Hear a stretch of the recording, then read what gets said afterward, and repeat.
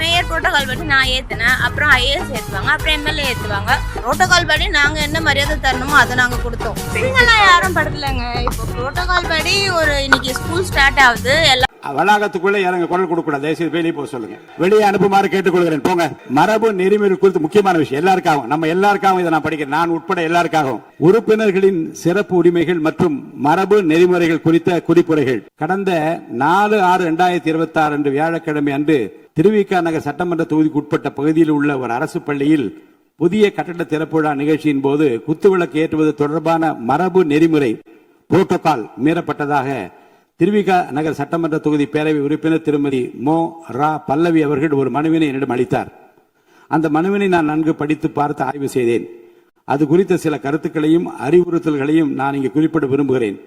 சட்டமன்ற பேரவைக்கென உள்ள கண்ணியத்தினையும் மாண்புகளையும் மற்றும் சட்டமன்ற பேரவை உறுப்பினர்களுக்கென உள்ள சிறப்பு உரிமைகளையும் மரபு நெறிமுறைகளையும் புரோட்டோகால் காப்பது செயல்படுத்துவதும் சட்டமன்ற பேரவை தலைவராக எனது பொறுப்பும் மற்றும் கடமையும் ஆகும். அரசால் வெளியிட்டுள்ள மரபு நெறிமுறைகளின்படி புரோட்டோகால் அரசமைப்பு தலைவர்கள் முதல் முக்கிய பிரமுகர்கள் வரை உள்ள ஒவ்வொருவரின் நிலைக்கு ஏற்ப முன்னுரிமை வரிசை முறை வாரண்ட் ஆஃப் பிரசிடென்ஸ் அமைக்கப்பட்டுள்ளது. இந்த முன்னுரிமை வரிசைப்படி மாண்புமிகு சட்டமன்ற உறுப்பினர்களும் அரசு துறை உயர் அலுவலர்களும் தங்கள் கடமைகளையும் பொறுப்புகளையும் மற்றும் அதிகாரத்தையும் நன்கு உணர்ந்து அதற்கு ஏற்றவாறு செயல்பட வேண்டும் என கேட்டுக்கொள்கிறேன். திருவிக நகர் தொகுதியில் அந்த பள்ளி கட்ட திறப்பு விழா நிகழ்ச்சி நடைபெற்ற நிகழ்வு மரபு நெறிமுறை குறித்த புரிதல் இல்லாமல் தெரிந்தோ தெரியாமலோ அல்லது அறிந்தோ அறியாமலோ நடந்த அந்த நிகழ்வு இனி வரும் காலங்களில் தொடராது என நம்புகிறேன். அதனால் அந்த மனுவின் மீது மேல் நடவடிக்கை தேவையில்லை என கருதுகிறேன். உரிமை மீறல் குழுவுக்கு அனுப்புவதோ வேறு வகையிலோ நடவடிக்கை எடுப்பதோ தேவையில்லை என்று கருதுகிறேன். மேலும் ஒவ்வொரு மாவட்டத்திலும் உள்ள ஊராட்சி, பேரூராட்சி, நகராட்சி மற்றும் மாநகராட்சி உள்ளிட்ட அனைத்து உள்ளாட்சி அமைப்புகளிலும் மற்றும் மாவட்டத்தில் நடைபெறும் அனைத்து அரசு நிகழ்வுகளிலும் மரபு நெறிமுறைப்படி அந்த தொகுதியை சார்ந்த சட்டமன்ற உறுப்பினர்களுக்கு முறையாக அழைப்பு விடுக்கப்பட்டு சட்டமன்ற உறுப்பினர்களின் சிறப்புரிமைகள் மற்றும் மரபு நெறிமுறைகளை கடைபிடிக்க நகராட்சி மற்றும் மாநகராட்சி ஆணையர் உள்ளிட்ட அனைத்து உள்ளாட்சி அமைப்புகளை சார்ந்த அலுவலர்களுக்கும் அனைத்து மாவட்ட ஆட்சித் தலைவர்களுக்கும் உரிய அறிவுறுத்தல்களை வழங்குமாறு மதிப்புக்குரிய அரசு தலைமைச் செயலாளர் அவர்களுக்கு உத்தரவிடுகிறேன். மேலும் இந்த முன்னுரிமை வரிசை வாரண்ட் ஆஃப் பிரசிடென்ஸ் தொடர்பான தமிழக அரசின் அரசாணை நகல் சட்டமன்ற உறுப்பினர் மேசையில் வைக்கப்பட்டுள்ள சிறு கணினியில் நாளை பதிவேற்றம் செய்யப்படுவதுடன் அனைத்து உறுப்பினர்கள் மின்னஞ்சல் முகவரிக்கும் இன்று அனுப்பி வைக்கப்படும் என்பதையும் தெரிவித்துக் கொள்கிறேன். அந்நியார் அவர்கள் ஒரு நல்ல கருத்தை இங்கே சொல்லியிருக்கிறார்கள். அந்த கருத்து ஏற்புடையது அல்ல என்பதை நான் தெரிவித்துக் கொள்ள கடமைப்பட்டிருக்கிறேன். என்ற கோபம் வந்தால் தண்ணி பரலை கொண்டிருக்க வாய்ப்பு இருக்கிறது.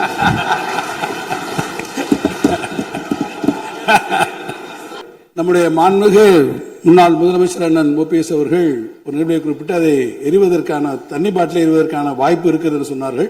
ஒருவேளை அவருடைய தனிப்பட்ட அனுபவத்தின் காரணமாக அதை அவர்கள் இங்கே குறிப்பிடுகிறாரா என்பதை நான் அறிய விரும்புகிறேன். மாண்புமிகு உறுப்பினர் சிஎம் ஒரு ரெக்வெஸ்ட், பெட் பாட்டில்ஸ்ல ஒவ்வொரு டேபிள்லயுமே பாட்டில்ஸ் நீங்க குடி தண்ணீர் வச்சிடலாம். குடிச்சிட்டு அவங்கவுங்க இடத்துல அவங்கவுங்க வச்சிட போறாங்க. இதனால கவர்மெண்ட்டுக்கு எக்ஸ்ட்ரா செலவும் ஒன்றும் வரப்போறது இல்லை. அவங்கவுங்க இடத்துல வச்சிடலாம் அப்படின்ற என் கருத்தை நான் சொல்றேன். ஏன்னா இது டம்ளர்ல கொடுக்கறதும் அது மறுபடியும் கேட்கறதும் அவங்க வருவதும் அவங்களுக்கு நிறைய பணிகள். அது பதில் ஒவ்வொரு சீட்ல ஒரு பெட் பாட்டில்ஸ் மாதிரி கண்ணாடி பாட்டில்ல வாட்டர் வச்சுட்டா அவங்களுக்கு தேவைக்கு எடுத்துட்டு கொடுத்துடலாம். சோ இது பிறந்த நாள்ல முதலமைச்சருக்கு ஒரு கோரிக்கை வைக்கிறேன். அதுக்கு நாம நெகிழியில வேண்டாம், பிளாஸ்டிக் பாட்டில்ஸ் நம்ம அலோவ் பண்ண வேண்டாம், கண்ணாடி பாட்டில்ல நம்ம வைக்கலாம். உறுப்பினர் மாண்புமிகு பேரவைத் தலைவர் அவர்களே, ஏன்னா காலையில இருந்து ரொம்ப காரசாரமாவே போயிட்டு இருந்துச்சு. அதனால ஒரு ஹாப்பியா நம்மளுடைய முதல்வர் பிறந்த நாள்ல எல்லாரும் சந்தோஷமா இன்னைக்கு நம்ம அவையை செய்வோம். சோ பாட்டில் தான் வீசணும்ன்றது இல்ல, வன்முறைக்கு வேண்டும் என்றால் இங்க எவ்வளவோ இருக்கு, எது வேணாலும் வீசலாம். பட் நம்ம எண்ணம் அது கிடையாது. நிச்சயமாக தண்ணீர் என்றாலே பிரச்சனை தான் போல இருக்கு. அது காவேரி தண்ணீரா இருந்தாலும் டாஸ்மாக் தண்ணீரா இருந்தாலும் அது ஒரு பிரச்சனையா தான் இன்னைக்கு மக்கள்கிட்ட இருக்கு.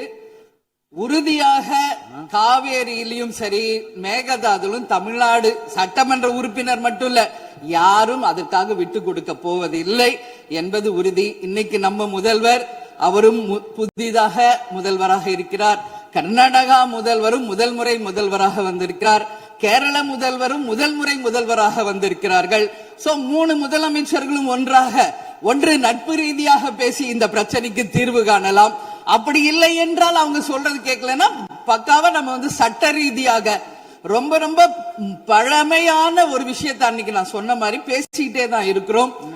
இது வந்து முழுமையாக தீர்வடைய வேண்டும்ன்றதா எல்லாருடைய கருத்து. இன்னைக்கு நம்மளுக்குள்ள வாதங்கள் பிரதிவாதங்கள் டிஸ்கஷன்ஸ் இங்கு வந்தாலும் இது நிரந்தரமாக தீர்க்கப்பட வேண்டும் என்பதில் யாருக்கும் மாற்று கருத்து இல்லை. இப்ப 2026 இருக்கும், 2026 வரைக்கும் இது கண்டினியூ ஆகக்கூடாது, இன்னொரு 100 ஆண்டு காலத்திற்கு என்பதுதான் எல்லோருடைய எண்ணம். சோ அது நடக்கணும்.